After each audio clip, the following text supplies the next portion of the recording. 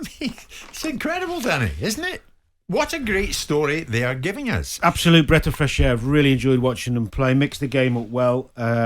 Playing with quality, confidence, belief. I don't believe arrogance is necessarily a good thing to have. Do you need that, though? Do you need a bit of arrogance in there? No. You see, I think humility creates a really great work ethic. I think arrogance creates a lesser work ethic. I think arrogance creates comfort zones. Well, arrogance is based upon ignorance. Confidence is based upon belief. Yes, they're the two words I use. There's a difference. And ultimately, what they're showing here is, yes, they've got this feel-good factor and this buzz around the place, but we're talking about the quality of player on the pitch producing performances. Are those players good enough? Yes, they are. Yeah. They've shown it already. Yeah. The reason you lose quality is when you lose your confidence.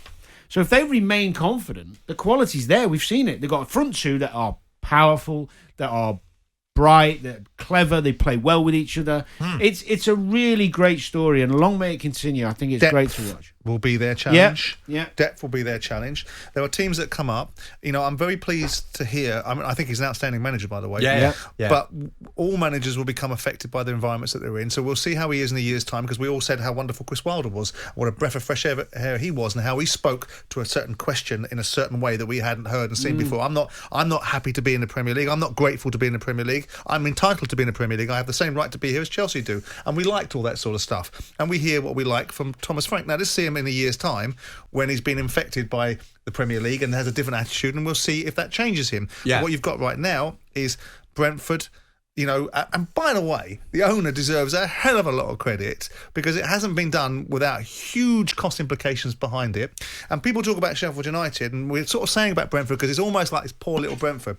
This guy, Matthew Bennett, has put so much money behind them. It's factual. He's put more money behind them than Sheffield United's owners have put behind them. So they're kind of entitled to be having a tilt at the Premier League, because they spent some time getting there. They built a new stadium. They've got good players. Yeah. And the guys put the best part of 200 million quid behind it.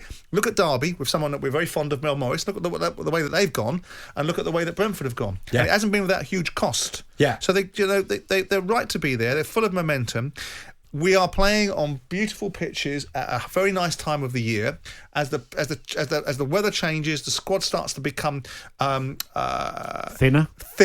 We will see if this continues.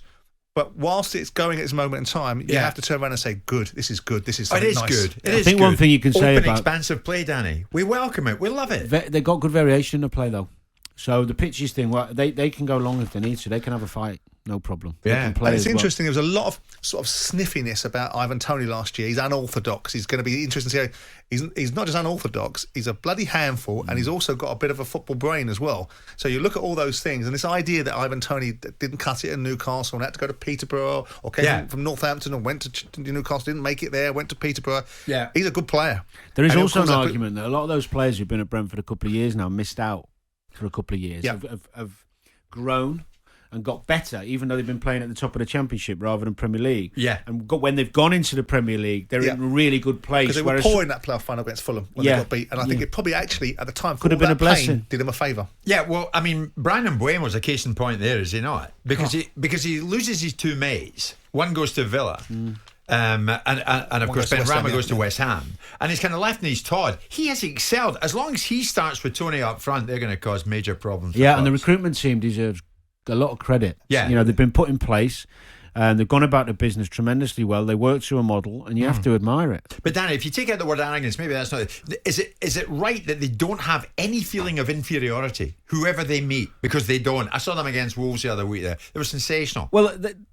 There's always a little bit of an inferiority complex when you go up to a new division, or you're playing against bigger teams and bigger players, but it's how you deal with it. And what you could argue is they've dealt with it tremendously well. They've used that they've used it to energise themselves and prove themselves. Yeah. So I think an inferiority complex can actually be a good thing, because it gives you the desire and the will to want to get better. And it's not an inferiority complex, the wrong word.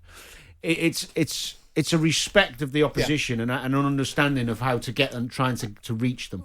but also not knowing your place, because the other argument would be they need to know their place. You don't need to know your place. You're in the Premier League. So you get the balance between recognising who you're playing against the right application of saying, OK, well, that's great. We know who you are, but we are also here on our own merit. And we deserve to be. Yeah. I like, Simon, what a story. The 7th. And I know we're only just into October.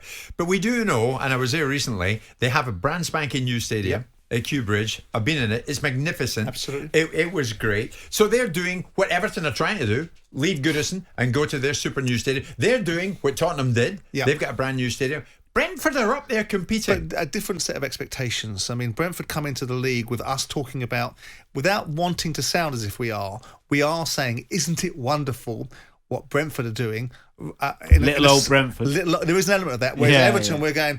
Everton are a big football club, so we don't allow them that luxury. And of course they've built a new stadium. If you'd been to Griffin Park, you'd understand why they needed to build a new stadium. Because I remember when I bought Palace, Ron Nodes disappeared from Palace with a bag of money over to Brentford to try and find an opportunity to replicate his good fortune at Crystal Palace at Brentford. Right. And Brentford have taken some time to get themselves to this point, but they're a brilliantly run football club. I remember their old chief executive, Mark Devlin, talking about the idea that we only fish in the pond that we're able to fish in. But look at their recruitment.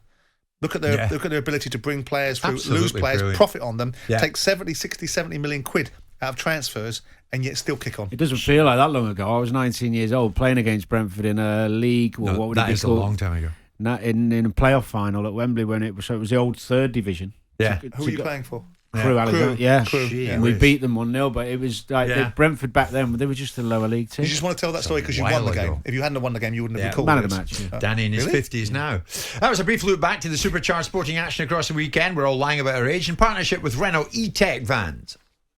Jim White and Simon Jordan, Monday to Thursday morning 10 till 1 on AM, on DAB, via the talkSPORT app and on your smart speaker. talkSPORT.